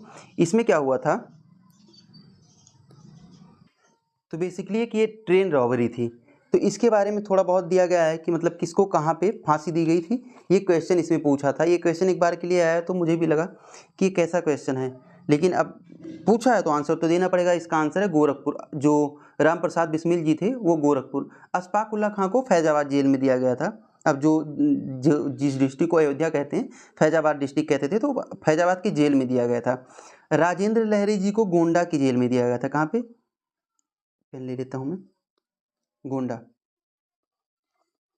गोंडा की जेल में। इनको इलाहाबाद में नैनी जेल में, ठीक, नैनी जेल में दिया गया था। अब इससे ज़्यादा काकोरी कॉन्स्पिरेसी केस में यही था कि एक ट्रेन जा रही थी, जो काकोरी एक रीजन पड़ता है, लखनऊ के आगे पड़ता है, वहाँ पे इन लोगों ने सोचा कि एक ट्रेन रॉबरी करते हैं, उसमें क्या होगा कि हमें इससे पैसे मिलेंगे जिसके थ्रू हम बाद में इनके अगेंस्ट फाइट कर सकते हैं। अब ये कह रहा है कि उस टाइम पे खेलो इंडिया यूथ गेम में कौन से इंक्लूडेड थे, तो एक थांगटा था, एक कलरीपट्टू था। थांगटा और कलरीपट्टू था। थांगटा कहाँ, कलरीपट्टू कहाँ का है? तो थांगटा मणिपुर का है, कलरीपट्टू केरला का है। केरला का ये है और थांगटा मणिपुर का है। एक है मलखंभ। मलखंभ कहाँ का है? तो मलखंभ आपका, ये मलखंभ भी इसमें शामिल है। तो आंसर क्या होगा? Has been included in Khelo India game. कलरीपट्टू और थांगटा उस टाइम पे केवल ये दो ही लाए गए थे, बाकी सारे शामिल हैं। गटका, मल्लखंबे सारे उसमें हैं। तो गटका तो पंजाब का है और मलखंब मतलब ओवरऑल इंडिया का, ऐसा कुछ मुझे मिला नहीं कि किसी स्टेट का हो। अगले क्वेश्चन तरफ चलते हैं।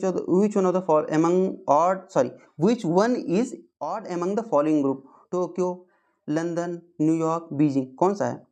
लगा नहीं न्यूयॉर्क, टोक्यो राजधानी है, लंदन कैपिटल सिटी है, बीजिंग कैपिटल सिटी है, लेकिन ये तो नहीं है। हाउ इज लीवर अफेक्टेड, ये क्वेश्चन पूछ रहा है तो इसका होगा साइंस का। विच of the following district of Uttar Pradesh does not share border with Nepal. मुझे लग रहा है ये पेपर करवाने में टोटल मुझे टाइम ज़्यादा लगेगा, क्योंकि बहुत सारी मतलब इसमें ऐसी नॉलेज है, मुझे लगता है कि छोड़ना नहीं चाहिए, तो मैं छोड़ूंगा नहीं। अब आपके ऊपर है, आप पढ़ना चाहो तो। कह रहा है कि कौन सा बॉर्डर शेयर नहीं करता किसके साथ में? नेपाल के साथ में। अब मैं अगर आपको थोड़ा सा ये वाला मैं बड़ा करके दिखाऊं तो आपको एक एक करके पूरी नॉलेज मिल जाएगी।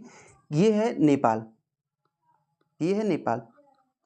कौन सा? पीलीभीत, लखीमपुर खीरी, और थोड़ा सा इधर करके बहराइच, श्रावस्ती, बलरामपुर, सिद्धार्थनगर, महाराजगंज। ठीक, इतने स्टेट्स हैं, 1 2 3 4 5 6 7 और महाराजगंज के बाद और कोई नहीं। हाँ, इतने हैं जो नेपाल से लगते हैं। तो नेपाल से पीलीभीत, लखीमपुर खीरी, सिद्धार्थनगर, श्रावस्ती, बहराइच एंड महाराजगंज। कितने हो गए? 7 हुए थे कि 6? 1 2 3 4 5 6 और नेपाल का ये वाला एरिया 7। ये कौन सा है? महाराजगंज। तो 7 हैं। ठीक, 7 ऐसे एरियाज हैं जो लगते हैं, 7 डिस्ट्रिक्ट ऐसे हैं जो लगते हैं। पीलीभीत, लखीमपुर खीरी, श्रावस्ती, और ये कौन सा है? श्रावस्ती, बहराइच, बलरामपुर, सिद्धार्थनगर, महाराजगंज। तो ये आप याद कर लो। इसके बाद अगर हम थोड़ा बहुत और देखना चाहें तो बिहार से कौन कौन सा डिस्ट्रिक्ट लगता है, बिहार का भी देख लेते हैं। तो बिहार से कौन कौन सा डिस्ट्रिक्ट लगता है? बिहार से 7 ऐसे डिस्ट्रिक्ट हैं जो लगते हैं। थोड़ा सा बड़ा करके इसमें देखते हैं हम। कौन सा? महाराजगंज लग रहा है कि नहीं लग रहा है? तो बिहार कहीं आपका यहाँ पे जाके समाप्त होता है, यहाँ पे कहीं जाके बिहार समाप्त हो रहा है। तो महाराजगंज, कुशीनगर, देवरिया, बलिया, गाजीपुर, चंदौली और सोनभद्र। महाराजगंज, कुशीनगर, देवरिया, बलिया, गाजीपुर, चंदौली और सोनभद्र। 7 डिस्ट्रिक्ट किससे लग रहे हैं? बिहार से। अच्छा, सोनभद्र के बारे में जानना बहुत जरूरी है। 3 स्टेट से बॉर्डर शेयर करता है बिहार। ये है झारखंड, झारखंड से अकेले सोनभद्र शेयर करता है। ये है छत्तीसगढ़, छत्तीसगढ़ से करता है। मध्य प्रदेश से करता है। अच्छा, मध्य प्रदेश से 11 डिस्ट्रिक्ट ऐसे हैं जो बॉर्डर शेयर करते हैं। कौन कौन है वो? तो वो सोनभद्र, मिर्ज़ापुर, प्रयागराज, चित्रकूट, बांदा, महोबा, झांसी, ललितपुर और ललितपुर, जालौन, इटावा, आगरा। इसमें सारे और बाकी डिटेल्स नहीं मेंशन है, क्योंकि मैप में और प्रॉपर्ली चीज़ें दिख नहीं रही है। जिससे अभी मध्य प्रदेश यहाँ पे नहीं ख़त्म होता, आप देखते जाओ। ये कौन सा है? थोड़ा सा मैप को और मैं अगर क्लैरिफाई करूँ, ये देखो, ये आगरा, इटावा, औरैया नहीं आएगा, जालौन, झांसी, ललितपुर, महोबा, बांदा, चित्रकूट, प्रयागराज, मिर्ज़ापुर, सोनभद्र। 1 2 3 4 5 6 7 8 9 10 एंड आगरा 11। तो 11 स्टेट्स डिस्ट्रिक्ट्स ऐसे हैं जो एमपी के साथ बॉर्डर शेयर करते हैं। मुझे लगता है कि इतना काफ़ी है कि बॉर्डर वाला आपको जानने के लिए कौन कौन से एरिया में। तो आंसर इसका क्या हो जाएगा? कौन सा नहीं है जो शेयर करता है? बलरामपुर, श्रावस्ती सारे तो हो गए थे। लखीमपुर खीरी, कुशीनगर, तो कुशीनगर नहीं शेयर करता है, उसी को आंसर लिख देते हैं हम। कौन सा? कुशीनगर नहीं शेयर करता, आंसर ये है। फिर अगले क्वेश्चन तरफ। चैती, कजरी, रसिया। तो रसिया कहाँ पे गाया जाता है? रसिया सॉन्ग ब्रज लोकगीत है। और सोहर कब गाया जाता है? तो विवाह और सीजनल गीत है, संस्कार गीत होता है सोहर। ठीक, सोहर जो होता है जब छोटा बेबी पैदा होता है तो उसके उस पर गाते हैं। कजरी विवाह सीजनल होता है, चैती सीजनल गीत होता है। ठीक, अभी अगले क्वेश्चन तरफ चलते हैं। Consider the following governor of reserve bank of India. ये लोग कब कब आए थे? ऐसे क्वेश्चन को बेसिकली यूपीएससी बार बार मुझे आता है। आरओ या यूपी पीसीएस क्यों पूछता है मुझे समझ नहीं आती। इतनी डिटेल्स कौन पूछता है? अगर क्वेश्चन को टफ बनाना है तो उसको थोड़ा मोर एनालिटिकल कर दो, ऐसी चीज़ें क्यों पूछते हो? तो 1997 में सी रंगराजन बने थे, 1997 में आईजी पटेल बने थे 1977 में। इसके बाद अगर देखें तो 2008 में सुब्बा राव बने थे, और मनमोहन सिंह को तो आपको पता है कब बने थे, 1982 में। अगले क्वेश्चन तरफ चलते हैं जिसमें ज़्यादा डिटेल्स चाहिए उसी को। वैन हिंदी में पढ़ो। जा दिन जन्म भयो का धरती धसी अढ़ाई हाथ। इसका आंसर क्या है? आल्हा जी के बारे में ये कहा गया था, आल्हा जी के बारे में कहा गया था। ठीक, अच्छा एक चीज़ और भूल गया था मैं, आल्हा और उदल कहाँ के थे? तो जब मैं आपको ये कुछ डिस्ट्रिक्ट जो पुराने थे उनके बारे में बता रहा था, तो आल्हा जी कहाँ के थे? आल्हा जी थे महोबा के। ठीक, जिसको महोत्सव नगर कहते हैं वहाँ के। अगले क्वेश्चन तरफ चलते हैं। मेरठ, कानपुर, बनारस, लखनऊ में कौन कौन से सेशंस कब कब हुए थे, इसके बारे में क्वेश्चन पूछ रहा है। इसको देख लेते हैं। लखनऊ सेशन कब हुआ था? 1916। कानपुर सेशन कब हुआ था? कानपुर 1925, सरोजिनी नायडू थी इसमें। और मेरठ सेशन कब हुआ था? 1946। और इसके बाद अगला बनारस सेशन कब हुआ था? 1905। बनारस में कौन थे? तो गोपाल कृष्ण गोखले चेयरमैन, गोपाल कृष्ण गोखले 1916 में। AC मजूमदार 25 में, सरोजिनी नायडू 46 में। कौन थे? अबुल कलाम आज़ाद, ठीक, 1939 टू 1946 तक। अगले क्वेश्चन तरफ चलते हैं। Water pollution of river is measured by. तो ऑक्सीजन लेवल, मैंने यूपीएससी वाला अगर आपने एक भी वीडियो देखा होगा तो आपको आएगा, amount of oxygen dissolve in water, कितना अमाउंट ऑफ ऑक्सीजन डिजॉल्व है वाटर में, ठीक। नेक्स्ट क्वेश्चन, फिर से पीडीएफ में प्रॉब्लम आ रही है। फिर कह रहा है percentage of work force in total population of Uttar Pradesh. Percentage of work force of total population, work force की बात कर रहा है कि टोटल पॉपुलेशन जो यूपी की है उसमें कितना वर्क फोर्स है। तो ये आंसर आपका है 23.07%, 23.7% आंसर है। अगर हम थोड़ा सा और बात करें तो वर्क फोर्स क्या होता है? जो काम करने वाले लोग हैं, जो कर सकते हैं काम, जो 15 to 69, 15 above 59, above 15 up to 69 की एज के हैं, 59 की एज के हैं, उनको वर्किंग पॉपुलेशन कहते हैं, ठीक। तो ये वर्क फोर्स की बात नहीं, वर्किंग पॉपुलेशन एज क्या है? जो वर्क करने वाले, ऐसी कितनी पॉपुलेशन है जिनकी एज इतनी है जो काम कर सकते हैं। और वर्क फोर्स क्या होता है कि कितने लोग काम कर रहे हैं अभी, ठीक। अब थोड़ा सा डेटा मैं आपको देता हूँ LFPR का, लेबर फोर्स, LFPR का डेटा है, लेबर फोर्स एंड कुछ करके रिपोर्ट है, एक है इसको, लेबर फोर्स पार्टिसिपेशन रेट कहा जाता है इसको। इसकी रिपोर्ट क्या है? तो थोड़ा सा डेटा मैं आपको बताऊंगा, ज़्यादा नहीं। अगर ये देखा जाए तो इंडिया में अर्बन एरिया में लेबर फोर्स की पार्टिसिपेशन कितना है मेल्स में? मेल्स में अर्बन की बात कर रहा हूँ, अर्बन में मेल्स की पार्टिसिपेशन क्या है? 75.6%। फीमेल्स की क्या है? फीमेल्स की क्या है? 25.5%। ओवरऑल क्या है? 51%, ठीक। और अगर आप रूरल प्लस अर्बन करो तो क्या है? 56.2%। आप सोच रहे होगे क्यों बता रहे हो? पीसीएस वाले क्वेश्चन पूछते हैं, और साथ में जो यूपी पीसीएस या यूपीएससी का मेंस देने जा रहे हैं उनके लिए ये डेटा बहुत इंपॉर्टेंट है। वर्किंग पॉपुलेशन रेशियो क्या है? Working to population, total population की कितने लोग वर्किंग हैं? तो थोड़ा सा ऊपर लेके जाते हैं तो क्या है कि अर्बन की अगर बात करें तो अर्बन में 47.6% थोड़ा सा बढ़ा है। ओवरऑल 53, ओवरऑल जो है 53.5% है, कुछ खास बढ़ोतरी नहीं हुई इसमें। अनएम्प्लॉयमेंट रेट क्या है? अगर अनएम्प्लॉयमेंट रेट की बात करें, अनएम्प्लॉयमेंट रेट क्या है? तो थोड़ा सा कम हुआ है। अगर ऐसी बात करें तो रूरल में 4.2%, रूरल में, अर्बन में 6.7%, अर्बन में 6.7%, ठीक, 6 to 7 नहीं, ओवरऑल 4.9%।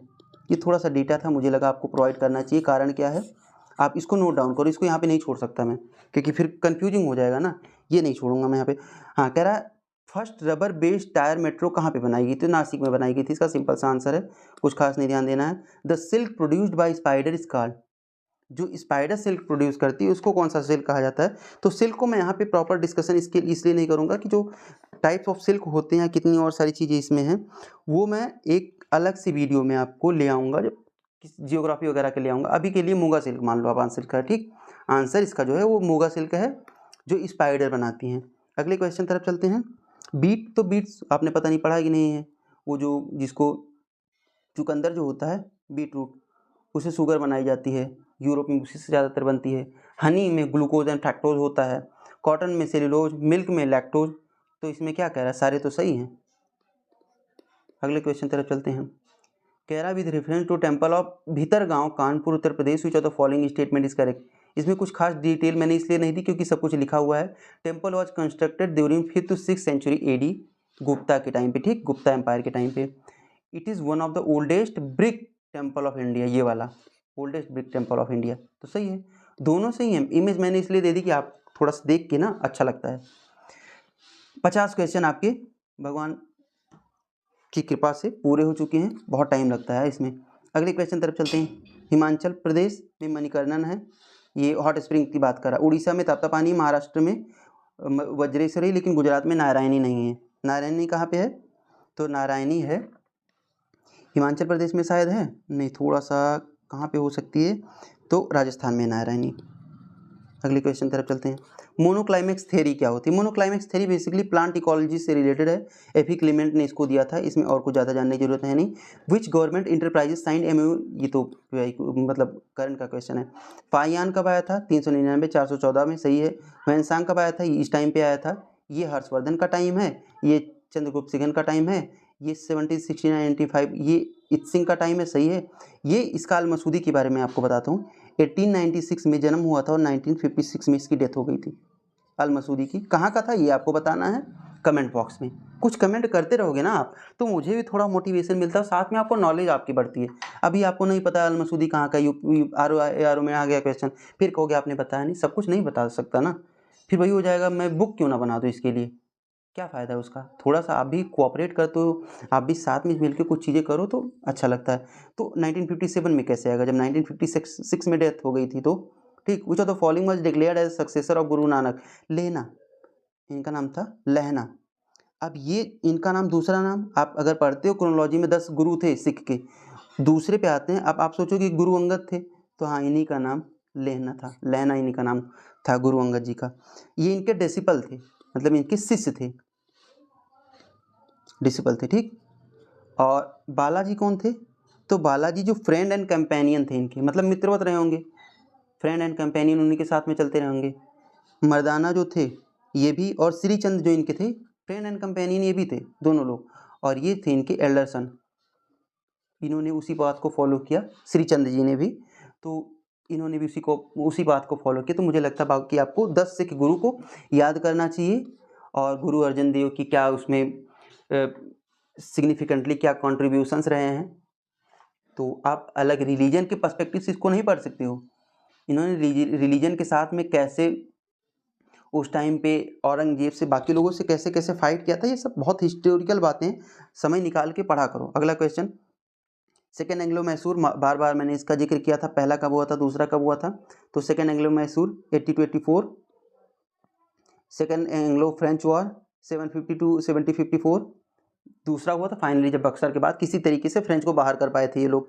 एंग्लो फ्रेंच वॉर को एंग्लो कर्नाटिक वॉर भी कहते हैं, ठीक, ये भी याद रखना। एंग्लो मराठा सेकेंड की बात कर रहा है, 1775 to 82 first, 803 to 05 second, 816 to 818 third, ठीक। ये एंग्लो कौन सा है? एंग्लो मराठा वार है। फिर एंग्लो अफगान वार कब हुआ था? तो 78 और 78 to 80 ये में हुआ था, ठीक। तो एंग्लो मराठा भी बता दिया मैंने आपको। अगले क्वेश्चन तरफ, जो the following cities in India has lowest percentage of slum population as per 2011 census? तो लोएस्ट जो स्लम पॉपुलेशन है वो कहाँ पे है? इसका आंसर है अहमदाबाद। उसमें कुछ 2.5 लाख लोग हैं, 250, 2.5 लाख लोग हैं, 861, 2,50,861। और सबसे बड़ा तो आपने पढ़ा ही होगा दादर, मुंबई में दादर, मुंबई में शायद दादर स्लम ही तो कहते हैं, हाँ दादर मुंबई का, हाँ दादर स्लम ही कहते हैं, जिसमें कुछ 5 मिलियन लोग स्लम में रहते हैं। तो ये इतना डेटा आप याद रखें, ज़्यादा ज़रूरी है। फिर कह रहा है कि इसमें अब ये वर्ड वगैरह है, वर्ड प्ले कर रहा है, उसका क्वेश्चन है क्या करना है इसमें। As per SDG index and dashboard 2021 published by NITI Aayog, which of the following state not among the top 10 state in the performance regarding sustainable development goals? अब ऐसे क्वेश्चन जब ये देते हैं फिर कहते हो आप रटो, कैसे रटोगे? ये क्वेश्चन इसीलिए दिया इन्होंने कि छोड़ के आओ, टॉप 5 भी रटना मुश्किल होता है, टॉप 10 दे दिया इन्होंने। और 10 जो दिया इन्होंने ना, 4th 5th वाला कोई नहीं दिया होगा, ऐसा दिया होगा जो 9th या 10th पोजीशन पे आता हो। तो ये क्वेश्चन को टफ नहीं बनाते। बेसिकली मैं कहता हूँ इनके पास तरीका ही नहीं है, सिंपल सी बात बताओ, इनके पास तरीका ही नहीं, पेपर को डिफिकल्ट कैसे बनाया जाए। फिर बोल दो यार 28 28 30 सारे राज्य और सारे जितने यूटी हैं सबको याद कर लो, तो बेवकूफ़ी वाली बातें होती, मुझे लगता है यहाँ पे बेवकूफ़ी है, ठीक। अगर आज के टाइम की जो 2025 वाला डेटा है, 2022-23 का डेटा आया था नया वाला, जो जो बिल्कुल लेटेस्ट डेटा है, उसके हिसाब से उत्तराखंड टॉप पे है। टॉप पे कौन है? उत्तराखंड। कितने नंबर्स हैं? 79। थोड़ा सा इसके बारे में और अगर मैं आपको बताऊं, ये जो SDG आया है 2018 में स्टार्ट हुआ था। ये पेन लेकर के मैं आपको थोड़ी थोड़ी डिटेल्स दे देता हूँ। 2018 में स्टार्ट हुआ था ये, नीति आयोग ने स्टार्ट किया था। ये जो 2021 का डेटा पूछ रहा, अभी जो 2023 का आया है उसके बारे में हम डिस्कस कर रहे हैं। ओवरऑल जो पॉइंट्स मिले हैं 71 ओवरऑल इंडिया में, अगर एक पॉइंट्स देखा जाए तो ओवरऑल ये है। हाँ, 4 कैटेगरी इसकी होती हैं, achiever, then front runner, then performer और फाइनली एस्पिरेंट में कौन कौन आता है। तो अचीवर में कोई नहीं है, क्योंकि इसमें आपको 100 पॉइंट्स लाने होते हैं। और जो फ्रंट रनर होते हैं 65 to 99 होना चाहिए, और परफॉर्मर में आपका होना चाहिए 50 to 65 में होना चाहिए। उसके नीचे आपका इसमें होना चाहिए, ठीक, 0 to 49 में। अब आप देख लो कौन किस कैटेगरी में है। तो टॉप पे उत्तराखंड है और केरला है। उत्तराखंड देन केरला 79 पोजीशन के पॉइंट्स के साथ में। ये सब फ्रंट रनर में आते हैं। लगभग 22 स्टेट्स ऐसे हैं जो फ्रंट रनर की कैटेगरी में, 22 या 32 स्टेट और यूटी मिला के ऐसे हैं जो फ्रंट रनर की कैटेगरी में है। उत्तराखंड, फिर केरला, फिर तमिलनाडु 78 पॉइंट, गोवा 77, हिमाचल प्रदेश 77, पंजाब 77, 76 पे पंजाब, पंजाब 76, सिक्किम, ऐसे ऐसे करके आप देखते जाओ। आप यूपी पे चले जाओ, यूपी वाले यूपी का याद करने कितना है 67, यहाँ पे लिखो यूपी 67। किस में है? एस्पिरेंट में है, फ्रंट रनर में है, फ्रंट रनर में, ठीक। अगर थोड़ा सा कम होता तो। और बिहार पे आ जाओ आप, सबसे नीचे कौन है? बिहार। बिहार का कितना है? 57। किस में है ये? तो ये है परफॉर्मर की कैटेगरी में। और अगर आपकी क्वेश्चन, अच्छा SDG में कौन कौन से होते हैं, तो SDG में 13 गोल्स लिए गए हैं और 116 इंडिकेटर्स लिए गए हैं। सॉरी, 116 गोल्स लिए गए हैं और 113 इंडिकेटर्स। 16 गोल्स हैं और 113 इंडिकेटर्स। जैसे वो जो वर्ल्ड लेवल पे SDG है जिसका टारगेट 2030, उसमें पहला नो पॉवर्टी, दूसरा जीरो हंगर, तीसरा है good health and wellbeing, SDG 4 quality education gender equality, SDG 6 clean water and sanitation, SDG 7 affordable and clean energy, 8 decent work and economic growth, 9 industry innovation and infrastructure, 10 reduce inequalities, 11 sustainable cities and communities, responsible consumption and production. तो ये है आपका 12th। और 13 से climate action, 14th life below water, 15th life of land and 16 है peace, justice and strong institutions. इस question की तरफ आके देख लें अगर आप, तो मुझे लगता है ये 2021 वाला है। इसमें बॉटम में कौन कौन से हैं ये आपको दिख जाएंगे, तो यहाँ से आपको आंसर मिल जाएगा। टॉप 5 पे स्टेट हिमाचल प्रदेश, केरला, हिमाचल प्रदेश, तमिलनाडु, आंध्र प्रदेश, कर्नाटक, उत्तराखंड, सिक्किम, महाराष्ट्र। आंसर में कौन सा ऐसा है जो नहीं दिया गया? उसमें कहाँ गया क्वेश्चन? तो गोवा नहीं दिया गया, गोवा आपका आंसर होगा। अगर मैं कहीं पे गलत कर रहा हूँ तो आप उसको सही कर लेना, सब कुछ सामने से दिया। एक मिनट छोटा सा करके मैं देख भी लेता हूँ क्यों गलत करना है। तो गोवा या सिक्किम दिया हुआ है कोई यहाँ पे? सिक्किम दिया हुआ, गोवा नहीं दिया हुआ। तो ये 2021 वाले में गोवा आपका आंसर है। आपके लिए इतना इंपॉर्टेंस रखता नहीं है, आंसर कोई ज़रूरत नहीं रखती नहीं है। अगले क्वेश्चन तरफ चलते हैं। फिर कह रहा है कासी ललीमा, कासी ललीमा किसकी वैरायटी है? ओकरा या लेडी फिंगर की, ठीक। एक कुछ आपका 1 मिनट 10-15 मिनट, 1 घंटा 10-15 मिनट का वीडियो बनेगा, लेकिन जो भी इंपॉर्टेंट है वो पढ़ाऊँगा मैं आपको। ये कह रहा है इसमें क्या हो सकता है? तो 5 4 9 दूना 18, 6 3 9, त्रिक 27, और फिर 12 4 16, 16 छक्का, यहाँ पे 6 आएगा, ठीक। अगले question, which of the following is considered a hot spot of biodiversity of India? कौन कौन से हॉट स्पॉट हैं? हिमालय, वेस्टर्न हिमालय, ठीक, या फिर हिमालय कह सकते हो आप, वेस्टर्न घाट, इंडो बर्मा, और यहाँ पे आपका सुंडालैंड। तो 4 है, कौन कौन से? हिमालय, वेस्टर्न घाट, इंडो बर्मा या म्यांमार, और सुंडालैंड आपका जो अंडमान निकोबार है, ठीक। तो यहाँ पे वेस्टर्न घाट आ जाएगा आंसर में। Chief source of hydrogen sulphide pollutants, chief source की अगर आप बात करते हो तो मेजॉरिटी इससे होता है, डिकिंग of vegetation and animal matter से। लेकिन बाकी ऑटोमोबाइल और रिफाइनरीज, थर्मल पावर प्लांट सभी हाइड्रोजन सल्फाइड के एमिटर हैं, ठीक, kind of. 1993 which of the following language was not included in English language? शायद 2023 वाले में भी ये क्वेश्चन मैंने आपको डिस्कस किया, नहीं किया है तो यूपीएससी वालों के साथ तो बेसिकली किया ही है। 21, 71 एंड 92। 21 कब हुआ था और 71 कब हुआ था, 92 कब हुआ था, सब मैं आपको बताता हूँ एक एक करके। ये अमेंडमेंट हुआ था, कॉन्स्टिट्यूशनल अमेंडमेंट की बात मैं कर रहा हूँ आपके सामने, 1967 में हुआ था। 14 लैंग्वेज पहले से थी, इसमें आपको सिंधी जोड़ी गई थी। ये आप नोट डाउन करें, रट लें, क्या करें मुझे कुछ पता नहीं, लेकिन आपको करना ही करना है ये सारी चीज़ें। फिर आपका दूसरा वाला आता है जिसमें आपकी कौन कौन सी लैंग्वेज जोड़ी गई थी 1992 की बात, और ये कह रहा है कि इन 1993, मतलब 1993 से पहले जो भी चीज़ें हैं, तो 1992 में ये आपका 71st कॉन्स्टिट्यूशनल अमेंडमेंट हुआ था, जिसमें आपकी कोंकणी, मणिपुरी और नेपाली जोड़ी गई थी। और इसका तो मैं ऐसे कुछ BDMS करके याद कर सकते हो आप। ये आपका 2003 में हुआ था कॉन्स्टिट्यूशनल अमेंडमेंट। इसको बोडो, डोंगरी, ऐसे डोंगरी, मैथिली और एक संथाली। आंसर, ये क्वेश्चन ही गलत आया था, मुझे लगता है डिलीट हो गया होगा, तो आंसर इसका कोई नहीं है। फिर चलते हैं फर्स्ट, सेकंड, थर्ड और फोर्थ 5 ईयर प्लान में। अभी आप 2 ही पढ़ते हो, बाकी आपको बाकी के बारे में पता नहीं होता किसने अप्लाई किया था, तो इसने 4 के बारे में पूछ लिया। अगर आपको 2 का आता है तो आंसर आपको पता चल जाएगा। फर्स्ट 5 ईयर प्लान को क्या कहते हैं? हैरोडोमर मॉडल, जिसमें क्या हमने एग्रीकल्चर पे फोकस किया था। सेकेंड में महालनोबिस मॉडल। अब 2 से आंसर आपको देखो मिल रहा है, ए का 2 एंड बी का 4, ए का 2 बी का 4। आंसर आपको मिला कि नहीं मिला?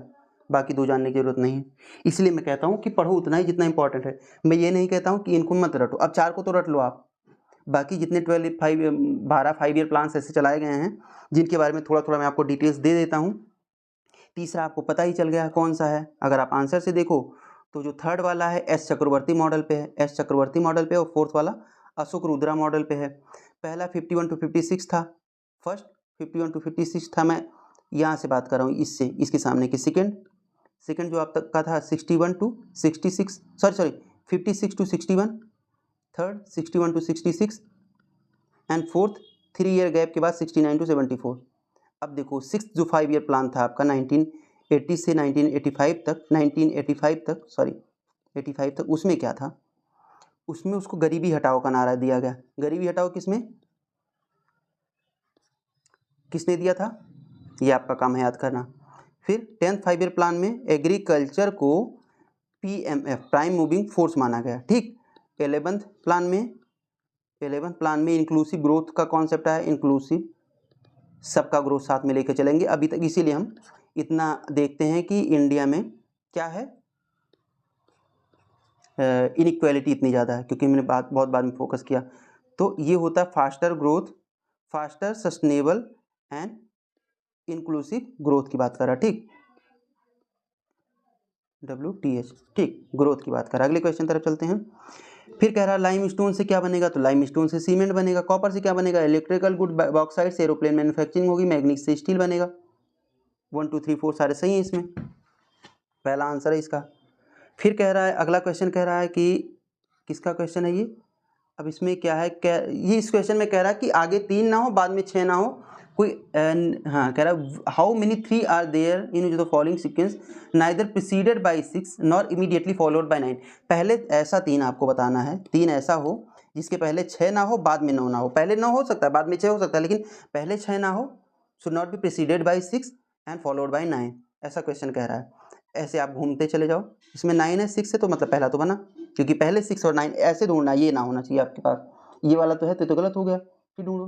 3 है, 9 7 2 हो गया, फिर 3 कहाँ पे? ये देखो 6 9, ये तो नहीं होगा, नहीं 6 9 ये भी नहीं होगा, तो आंसर क्या होगा? 2 आंसर हो गया ना आपका, इसका 2 हो गया। फिर 69 नंबर क्वेश्चन क्या कह रहा है? ये कह रहा है डेंस को किसको कहते हैं? डेंस आपको थोड़ा सा पता हो, डेनिस किसको कहते हैं? डेनमार्क या नीदरलैंड किसको कहते हैं? तो डेनिश डेनमार्क वालों। लैंग्वेज पूछ रहा है कि कौन सी लैंग्वेज कहाँ पे बोली जाती है। डच तो आए थे इंडिया में, डच कहाँ के थे? नीदरलैंड के थे। थोड़ा थोड़ा दिमाग लगाओगे तो आएगा। मैंड्रिन तो हर किसी को मालूम होता, चाइना की है। अब डेनमार्क में डेनिश बोली जाती है, ये थोड़ा सा पता लगाना कठिन है, लेकिन डेन्स भी तो इंडिया आए थे स्विट्जरलैंड से, तो Danes are different and Danish are different. Danes जो थे वो स्विट्जरलैंड से। इसका PDETF ये क्या है जानते हो? पहले Portuguese, then Dutch, then English, then Danes, then French. 1664 सबसे लास्ट में आए थे। ये सब रट के रखा करो। भाषा जो लैंग्वेज कहाँ की है, तो भाषा थाईलैंड की नहीं है, भाषा इंडोनेशिया की लैंग्वेज है, थाईलैंड की थाई। अगला क्वेश्चन है, the following river does not flow through state of Uttar Pradesh. अगर आप कोई गाजियाबाद के आसपास जाता होगा तो हिंडन रिवर, गंडक तो है ही इंडिया में, यूपी में शारदा है ही, यूपी में सोन नहीं है। अगर आपको मैकॉल वाला सारा मैंने जो मैप कराया था वो आपको पता हो, यूपीएससी वालों को, आप अगर आरओ या आरओ वाले भी अभी के लिए उसको देख लें, यूपी पीसीएस वाले भी, पीएससी वाले भी उस मैप को देख लें जो मैंने वीडियो करवाए हैं, तो उनके लिए बुराई नहीं है उसमें कोई। जब मैप करवाऊंगा तब बाद में देख लेना पूरा बहुत डिटेल से, लेकिन अभी मैंने डिटेल उसमें कुछ छोड़ी नहीं थी, ठीक। तो उसको देख लो, मुझे लगता है आपकी हेल्प होगी। और इसमें अगर बात करें तो मैकॉल रेंज से निकलती है। मैकॉल कहाँ पे है, छत्तीसगढ़, और ये किसका बॉर्डर लगता है, मध्य प्रदेश का। तो वहाँ से इंडिया में आने का कोई साधन नहीं होता, सीधा सोन जा करके गंगा से मिल जाती है। अब छत्तीसगढ़ से, मध्य प्रदेश से, झारखंड से, बिहार से कौन सा डिस्ट्रिक्ट यूपी का लगता है, ये आप कमेंट बॉक्स में बताओ। 70 क्वेश्चन हो गए हैं, सोच रहा हूँ 80 कर दूँ, लेकिन अब करने की इच्छा है नहीं, तो इतने पे ही रखते हैं। 1 घंटा 20 मिनट के आसपास का आपका वीडियो बना है, तो थोड़ा सा इस वीडियो को आने में लेट हो गया है, लेकिन अब से वीडियो आते रहेंगे। यूपीएससी अनस्क्रिप्टेड चैनल का नाम है। टेलीग्राम चैनल का लिंक आपको डिस्क्रिप्शन बॉक्स में मिल जाएगा। वीडियो को वॉच किया करो, आप लोग टाइम नहीं देखते नहीं हो, बस सडनली उसको मूव ऑन कर जाते हो। शॉर्ट वीडियो थोड़ी ना बन रहा है, प्रॉपर वीडियो बन रहा है, और मुझे लगता है क्वालिटी में कहीं कॉम्प्रोमाइज़ कर नहीं रहा हूँ मैं। तो आप देखा करो वीडियो को, और लाइक सब्सक्राइब जो भी आपको करना है वो कर सकते हो। बेसिकली आप ये चीज़ें देखो कि पढ़ते रहो समय से।